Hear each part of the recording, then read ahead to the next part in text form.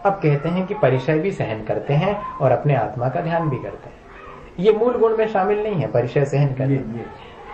तरत न परिचय, केश लॉन्च करते हैं और परिचय से विचलित नहीं होते हैं, अपने निज आत्मा के ध्यान में हमेशा लगे रहते हैं। समता भाव उनका मुख्य है।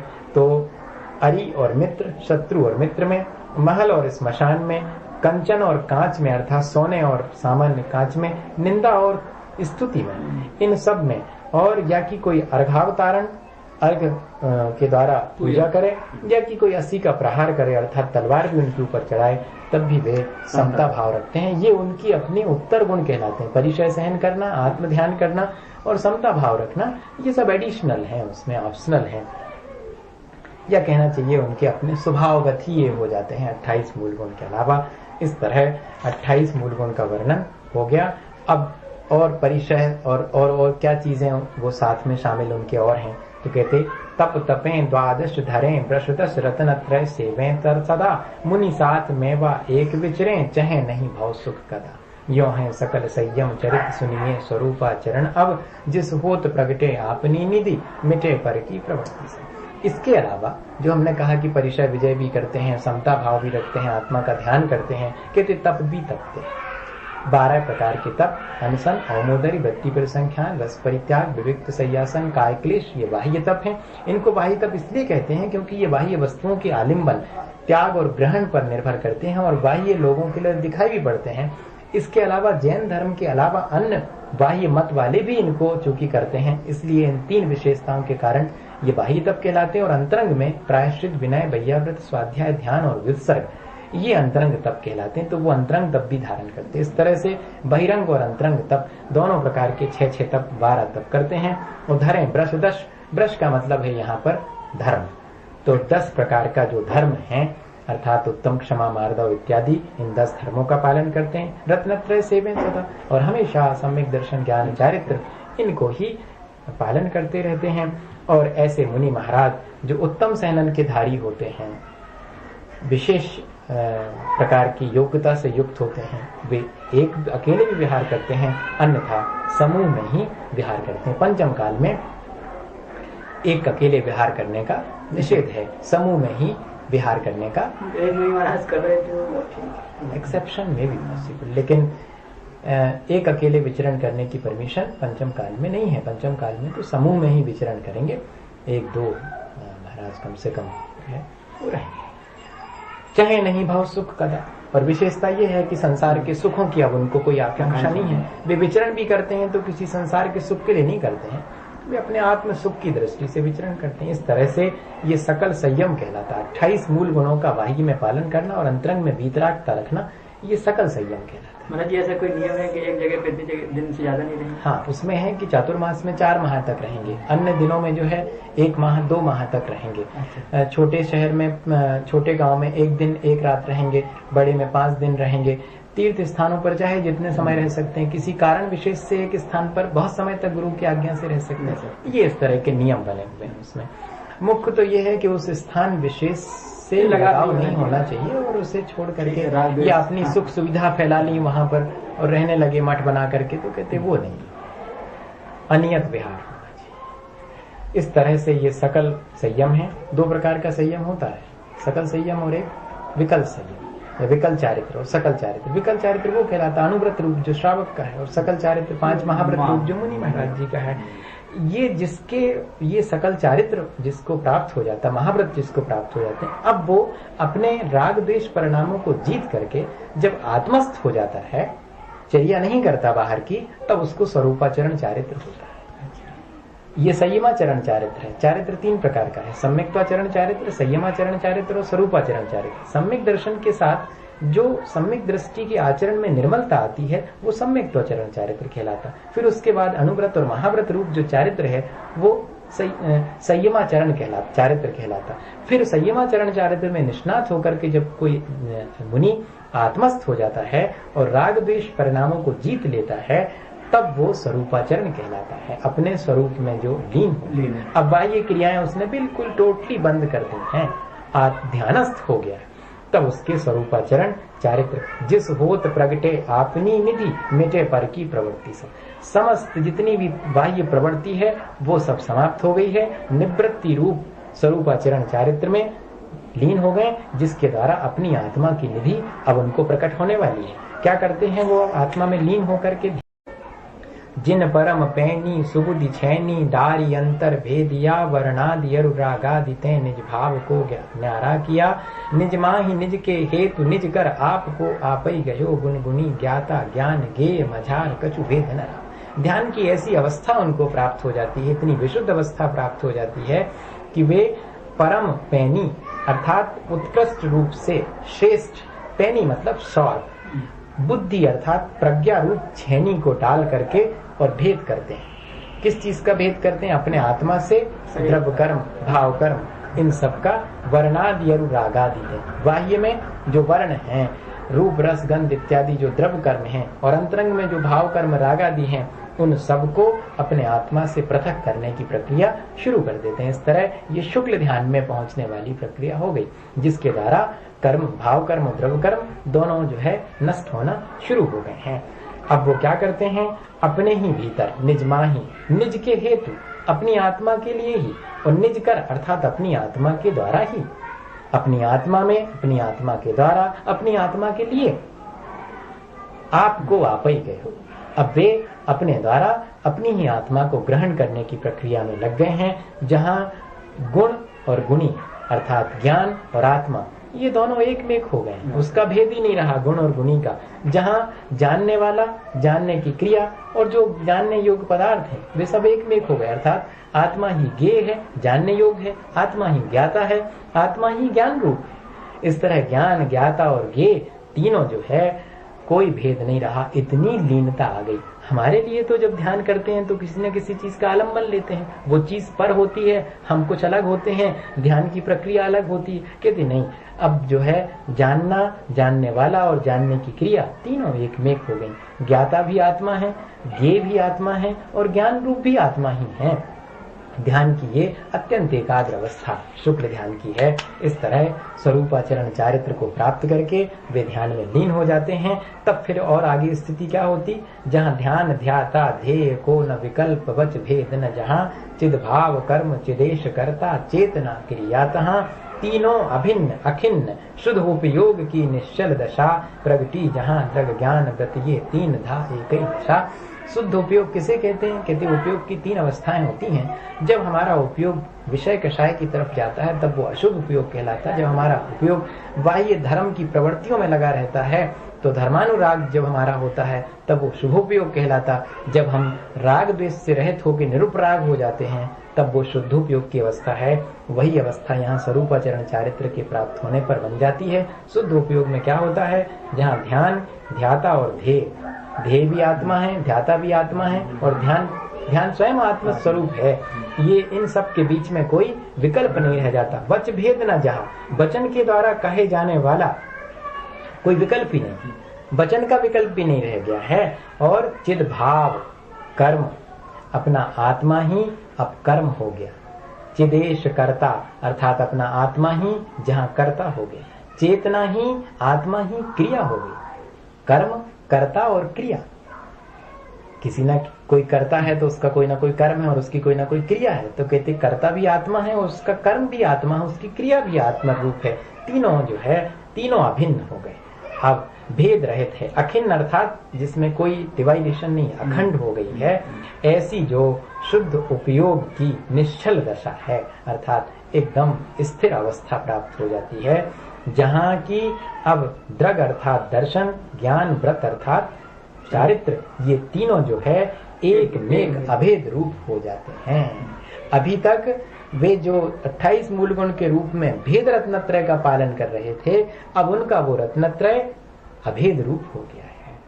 तो स्वरूपाचरण चारित्र कहो, अभेद रत्नत्रय कहो, शुद्ध उपयोग की दशा कहो, ये सभी एक ही अवस्थाएं हैं। कई लोग जो है स्वरूपाचरण चारित्र नीचे भी मान लेते हैं, चौथे गुण स्थान में मान लेते हैं, लेकिन वैसा बनता नहीं है। मुनि महाराज को ही उतनी ऊंची अवस्था महाव्रत होने पर ही बनता है। साथ में तो मुनि महाराज होते हैं, तो इसलिए उसके पहले नहीं होता है, वो उसके ऊपर ही होता, 7 के ऊपर ही होता। 8 में से जो ये अवस्था इसका वर्णन कर रहे हैं, इसलिए इस तरह से ये स्वरूपाचरण चारित्र या शुद्धोपयोग में मुनि महाराज लीन हो गए हैं, ध्यान की निर्विकल्प अवस्था को प्राप्त कर रहे हैं। वो निर्विकल्प अवस्था कैसी है? कहते परमाण नय निक्षेप को न उद्योत अनुभव में दिखे, दृढ़ ज्ञान सुख बल मैं सदा नहीं आन भाव जुनो दिखे। मैं साध्य साधक मैं अबाधक कर्म अरुत सुफलनित चिद पिंड चंड अखंड सुगुण करंड च्युति पुण्य कलनित। अब वे उस आत्मानुभव में लीन होकर के क्या अनुभव करते हैं कि प्रमाण नय और निक्षेप जानने के तीन ही उपाय हैं। प्रमाण के द्वारा भी जानते हैं, नयों के द्वारा भी हम वस्तु को जानते हैं, निक्षेप के द्वारा। अब जब हम अपने आत्मा को ही जान रहे हैं तो प्रमाण नय और निक्षेप सब उसी में विलीन हो गए हैं। उन सब का यहाँ पर उद्योत अर्थात वे सब प्रकट रूप से दिखाई ही नहीं दे रहे, अर्थात वे आत्म रूप ही हो गए, आत्म स्वरूप ही हो गए। दृढ़ ज्ञान सुख बल अर्थात अनंत दर्शन, अनंत ज्ञान, अनंत सुख और अनंत बल, ये जो है वो मेरा स्वरूप है।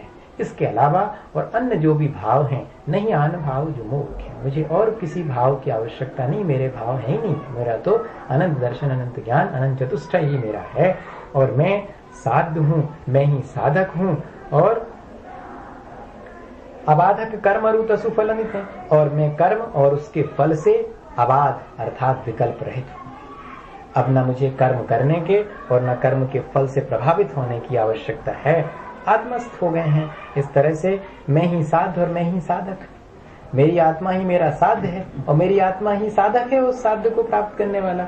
इस तरह से सब प्रकार से विकल्प से रहित होकर के चिद पिंड अर्थात चेतना का मैं एकमात्र पिंड स्वरूप रह गया हूँ। चंड अर्थात निर्मल, ऐश्वर्यवान, ये चंड का अर्थ यहाँ पर है। और अखंड तो अखंड है ही और सुगुण करंड अर्थात अच्छे अच्छे अनंत गुणों का मैं भंडार हूँ। और कलनिते यहाँ पर जो है अशुद्धता भी लिया है और शरीर से भी मैं रहित हूँ। कल अर्थात शरीर भी होता है और कल मतलब अन्य जो बाह्य पदार्थ हैं, पाप दिया है। तो पाप असल में कल धातु का हमने अपनी इच्छा से जो अर्थ लेना हो, कल मतलब सकल और निकल, तो कल मतलब शरीर भी होता है। तो शरीर से या कि अपन यहाँ शरीर ही लें तो ज्यादा अच्छा है, क्योंकि द्रव्य कर्म, भाव कर्म और नो कर्म। देखिए अपन कह रहे हैं कि कर्म अरु तसु फलनित है, तो वहां द्रव्य कर्म भाव कर्म सबसे रहित हो गए, शरीर से भी मैं रहित हूँ। इस तरह की फीलिंग वहां जाकर के कहते यो चिंत, इस प्रकार चिंतन करते हुए निज में थिर भये तिन अकथ जो आनंद लयो, सो इंद्र नाग नरेंद्र वा अहमिंद्र के नहीं कयो। तब ही शुक्ल ध्यानाग्नि करी चौघाति विधि का न दयो, सब लख्यो केवल ज्ञान करी भवि लोक को शिव। ये जो वर्णन करते आ रहे हैं स्वरूपाचरण का, वो श्रेणी में चढ़ गए हैं महाराज और कर्मों का धीरे धीरे क्षय कर रहे हैं। फिर उनको शुक्ल ध्यान की प्राप्ति हो गई 11वें स्थान में जाकर के। इतना अपने आत्मा का चिंतन करते करते वहां तक पहुंच गए और जिस आनंद को वो प्राप्त कर रहे हैं वो आनंद स्वर्गों के इंद्र, नाग या नरेंद्र अर्थात चक्रवर्ती और अहमिंद्र जो ऊंचे स्वर्गों में कल्पातीत स्वर्गों में होते हैं, सर्वार सिद्धि के देवों को भी जैसे वो आनंद प्राप्त नहीं होता जो कि शुक्ल ध्यान की प्राप्ति के समय एक साधक के लिए होता है। तो शुक्ल ध्यान की अग्नि में अब उन्होंने जो है अपने 4 घातीय कर्म ज्ञानावरण, दर्शनावरण, मोहनी और अंतराय, इनका कानन दयो मतलब ये जंगल है, उस जंगल को अग्नि के द्वारा, ध्यानाग्नि के द्वारा जला दिया। तो क्या प्राप्त हुआ? सब लख्यो केवल ज्ञान करी, तब उन्हें केवल ज्ञान प्राप्त हुआ जिसके माध्यम से वो सब संसार के समस्त पदार्थों को जान लेते हैं, देख लेते हैं। भवि लोक को शिव मत कहो। और इतने ही नहीं, जो भव्य जीव हैं केवल ज्ञान होने के बाद उन भव्य जीवों के लिए भगवान शिव मार्ग अर्थात मोक्ष का मार्ग भी कहते हैं। अभी उन्हें मोक्ष नहीं हुआ, केवल ज्ञान प्राप्त होने के बाद 2 काम किए उन्होंने कि सब कुछ जान लिया और सब जीवों के लिए मोक्ष का मार्ग बता दिया। केवल ज्ञान जिसको मतलब केवल आरंभ भगवान ही उपदेश देते हैं ना, बाकी तो तीर्थंकर विशेष रूप से उपदेश देते हैं, बाकी केवल ज्ञान के बाद सब उपदेश देते हैं। अच्छा, देते हैं सब उपदेश। अच्छा, मुझे लेकिन वो रिकॉर्ड नहीं होता, मतलब उससे तीर्थ नहीं चलता। अच्छा, धर्म नहीं तीर्थ तो चलता है तीर्थंकर के उपदेश के द्वारा, 24 ही रहेंगे। बट वैसे केवल ज्ञान होने के बाद में अगर सबकी तिब्बत नहीं हो तो वो देते हैं, उपदेश देते हैं और बाकायदे लोग उनसे लाभान्वित होते हैं। वो उतने ही समय के लिए, वो रिकॉर्ड नहीं होता गंधर्व के अभाव में। और आजकल तो टैप ऐसा नहीं हो जाता, तब तो टैप हो जाएगा। उनकी डीप कॉस्टिंग को टेप करना लेकिन आसान नहीं, उनकी जो दिव्य ध्वनि है उसको ट्रांसलेट कौन करेगा? ध्वनि ओंकार रूप ध्वनि है, ओंकार रूप ही रहेगी। ओम अकेला आ जाएगा, ट्रांसलेट कहाँ से करेंगे? केवली की भी वही रहेगी, कीर्तन का वही तो सब रहती है। केवली भगवान की भी, जिसको केवल ज्ञान होगा वो ओंकार ध्वनि तो बोलेंगे। अच्छा, तो फिर तो वो मालूम ही नहीं पड़ेगा, समझ में नहीं आएगा जब तक वो तो वहीं के वहीं जो देव रहते हैं वो उनको ट्रांसलेट करते रहते हैं, सामान्य व्यक्ति के बस का नहीं। फिर उसके बाद अब जब अनंत अवस्था को प्राप्त कर लिया, केवल ज्ञान प्राप्त हो गया, उसके बाद कहते पुनि घाति शेष अघाति विधि छिन्न माहि अष्टम भू बसे बसु कर्म विन से सुगुण बसु सम्यक तो आदिक सब लसे संसार खार अपार पारावार तरिती रही गए अविकार अकल अरूप शुभ चित रूप अविनाशी है। फिर 4 घातीय कर्मों के नाश करने के बाद शेष जो अघातीय कर्म बचे हुए हैं, विधि का अर्थ यहाँ कर्म है, अघाती विधि अर्थात अघातीय कर्म, उनको भी नष्ट कर देते हैं भगवान शेष 2 शुक्ल ध्यान के माध्यम से। और छिन्न माही अर्थात एक समय में, अगले समय अष्टम भूवत्स हैं अर्थात सिद्ध शिला पर जाकर के, 8वीं पृथ्वी वही है सिद्ध शिला, वहां पर जाकर के आत्मस्थ हो जाते हैं। वसु कर्म विन से सुगुण वसु, और 8 इस तरह 8 कर्मों के नाश होने पर उनके भीतर 8 गुण प्रकट हो जाते हैं। अनंत दर्शन, अनंत ज्ञान, अनंत सुख, अनंत वीर, अव्यावाद सुख भी उनके लिए प्राप्त हो जाता है, और अगुर लघुत्व, सूक्ष्मत्व और अवगाहनत्व और शायक सम्यक, इस तरह से ये 8 गुण सम्यक आदिक सब लसें, शायक सम्यक को लेकर के शेष 8 गुण इस प्रकार उनके अंदर प्रकट हो जाते हैं। अब अपने लिए जो है कहते हैं भगवान के माध्यम से उपदेश दे रहे हैं, ये संसार जो कि क्षार रूप है अर्थात खारा है, अपार है, इसका पार नहीं है, पारावार अर्थात समुद्र, ये संसार तो समझो कि अपार और क्षार रूप ही है, उसको तरी तीर ही गए, भगवान ने उसे भी पार करके और उस पार पहुंच गए हैं। और उस पार पहुंच करके क्या अनुभव कर रहे हैं? कहते अविकार अकल अरूप शुचि चिद्रूप अविनाशी भय। भगवान जब सिद्ध हो जाते हैं तो संसार के सागर को पार कर चुकते हैं और विकार से रहित, शरीर से रहित और मूर्त अर्थात अरूपी हो जाते हैं। अब उनका कोई बाह्य दिखने वाला रूप नहीं है। शुचि अर्थात एकदम पवित्र निर्मल, और चिद्रूप अर्थात जैसा उनका चेतना का स्वरूप है उस स्वरूप को प्राप्त कर लेते। अविनाशी अर्थात हमेशा के लिए हम अविनश्वर पद को प्राप्त कर लेते हैं इस तरह। और वहां जाकर के क्या करते हैं मोक्ष में? निज माही लोक अलोक गुण पर जाए प्रतिबिंबित थये रही हैं अनंतानंत काल यथा तथा शिव परिणये धनी धन्य है जे जीव नर भव पाए यह कारज किया तिन्हीं अनादि भ्रमण पंच प्रकार तजी वर सुख लिया। यहाँ कहते हैं कि निज माही, अब जब वो उस अवस्था को प्राप्त कर लेते हैं, वैसे तो केवल ज्ञान की अवस्था में ही समस्त लोक और अलोक को देखने लगते हैं, पर जब मोक्ष अवस्था को प्राप्त कर गए हैं तो वहां क्या कर रहे हैं? तो कहते हैं उनके अंदर तीनों लोक, जैसे कहते हैं ना सकल गेय ज्ञायक तदपि, समस्त लोक अलोक उनके लिए प्रकट हो रहा है। परजाय प्रतिबिंबित थे, गुण और पर्याय जितनी भी छाव द्रव्य और उनकी अनंत गुण और अनंत पर्याय उनकी एक साथ उनके ज्ञान में प्रकट हो जाती हैं और अनंत अनंत काल तक वे रहे आते हैं। यथा तथा शिव परिणय, एक बार जैसे जो है जिस प्रकार मोक्ष रूप को प्राप्त होते हैं उसी प्रकार से रहे आते हैं, उसमें कहीं कोई परिवर्तन उनके नहीं आता है। इस प्रकार धनी धन्य है जे जी। कह रहे हैं कि ये जो ये जो धनी धन्य है अर्थात ऐसे महान आत्माएं धन्यवाद के पात्र हैं जिन्होंने नरभाव को पाकर के ऐसा कार्य किया है। यह कार्य किया अर्थात मुनि पद आदि की प्राप्ति रूप और रत्नत्रय की प्राप्ति रूप ये कार्य किया। तिन्हीं अनादि भ्रमण, और उनके द्वारा ही इस प्रकार का जो अनादिकाल से भ्रमण करने वाला 5 प्रकार का परिवर्तन वाला संसार था उसको छोड़ करके तजी वर सुख लिया अर्थात श्रेष्ठ अपने आत्म सुख को जिन्होंने प्राप्त कर लिया है। ये तो खत्म ही हो गया। मुख्योपचार दुभेद यो बड़ भागीरथ न त्रय धरें अरु धरेंगे ते शिव लहें तिन श्रेयस जल जग मल करें इमि जानी आलस हानि साहस ठानी यह सिख आदरो जब लोन रोग जरा गहे तब लोन झटत निज हित करो। इसमें दोनों बातें कह रहे हैं कि रत्नत्रय का फल क्या है और अपने आत्मा के उपदेश के लिए अंत में उपसंहार कर रहे हैं कि मुख्य और उपचार इन 2 प्रकार के भेदों से या भेद और अभेद, ऐसे दो प्रकार के भेदों के द्वारा जो महान भाग्यशाली हैं वे ही रत्नत्रय को धारण करते हैं और उस रत्नत्रय को धारण करके मोक्ष को प्राप्त कर लेते हैं। जो धारण कर चुके हैं वे मोक्ष को प्राप्त कर चुके हैं, जो आगे धारण करेंगे वे भी जो है मोक्ष को प्राप्त करेंगे। उनके सोयस रूपी जल से ही इस संसार का मल नाश को प्राप्त होता है।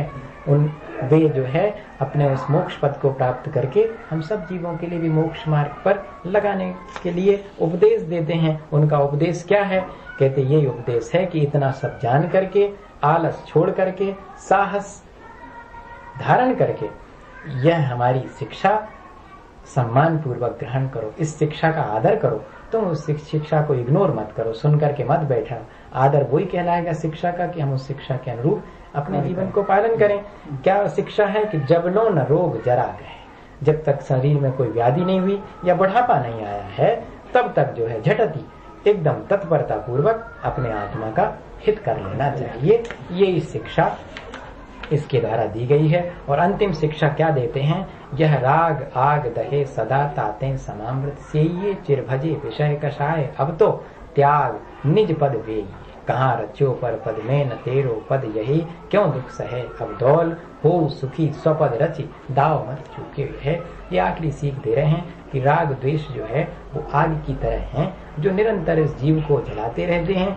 अगर जीव इस राग द्वेष से बचना चाहे तो उसे समता रूपी अमृत, समामृत अर्थात समता रूपी अमृत का सेवन करना चाहिए। वही उसे इस राग द्वेष से बचा सकता है। राग द्वेष से रहित अवस्था का नाम ही तो समता है। तो समता प्राप्त कर लें तो राग द्वेष से रहित हो सकते हैं। और हमने अनंत काल व्यतीत हो गया, विषय कषाय का ही तो आज तक सेवन किया है, लाभ उससे कुछ नहीं हुआ, इसलिए उसका त्याग करके, और अकेला त्याग करने से काम नहीं चलेगा, करके निज पद अर्थात अपना जो आत्मा का पद मोक्ष पद है उसके लिए वेये अर्थात से ये के पैरल वेये मतलब जानना चाहिए या उसको प्राप्त करना चाहिए, ऐसा भी ले सकते हैं। प्राप्त कीजिएगा अपने आत्म पद को, मोक्ष पद को प्राप्त करिए। कहाँ रचो पर पद में, अर्थात यहाँ पर पद मतलब स्थान विशेष है। हम जो है और दूसरी जगह संतुष्ट हो जाते हैं तो कहते कि बाकी सब तो जो है पर पद है अर्थात पर भाव है। उन पर भावों में कहाँ रचे पचे हो, वो तुम्हारा काम नहीं है। और उस पद के माध्यम से जो बाह्य पद हैं, बाह्य भाव हैं, उनके माध्यम से दुख क्यों सह रहे? हम तुम्हें यही शिक्षा देते हैं कि अब दौल अर्थात संबोधन कर रहे हैं कि हे, अपने स्वयं के लिए लिखने वाला लेखक स्वयं कह रहा कि हे दौल, तुम्हें भी यही शिक्षा है और सबके लिए भी है कि हो सुखी।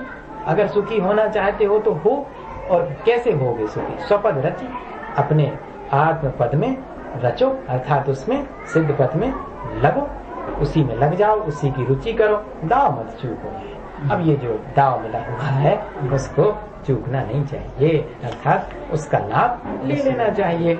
एक 9 वसु 1 वर्ष की तीज शुक्ल वैशाख, करो तत्व उपदेश या लखी बुद्ध जन की भाग। लघुदी तथा प्रमाद थे शब्द अर्थ की भूल, सुधी सुधार पढ़ो सदा जो पाओ भूल। हाँ, इसमें रचनाकार ने जो है एक 9 वसु 1 वर्ष की इस तरह से 1891 में लिखा गया है। तो 1891 में तीज के दिन जो है शुक्ला वैशाख शुक्ला तीज के दिन इसको पूरा हुआ ये ग्रंथ। तत्व का उपदेश इसके माध्यम से किया गया और एक बुद्ध जन की 6 ढाला है। तो दौलत राम जी कह रहे कि हमने बुद्ध जन की 6 ढाला से शिक्षा लेकर के इसे लिखा है, अपने मन से नहीं लिखा। ये उनकी अल्पज्ञता का बोध करा रहे हैं। और लघुदी तथा प्रमाद से हमारी बुद्धि अल्प है और हो सकता है कि हम भी कहीं चूक गए हों। तो कहते हैं शब्द अर्थ की अगर कोई भूल हो गई हो तो जो विद्वान जन हैं वे इसको सुधार करके पढ़ें, क्योंकि सबके लिए जो पावो भवपूर्ण, इस संसार से पार होने का उद्देश्य सभी। पर इसने नहीं दिया होगा इसमें ठीक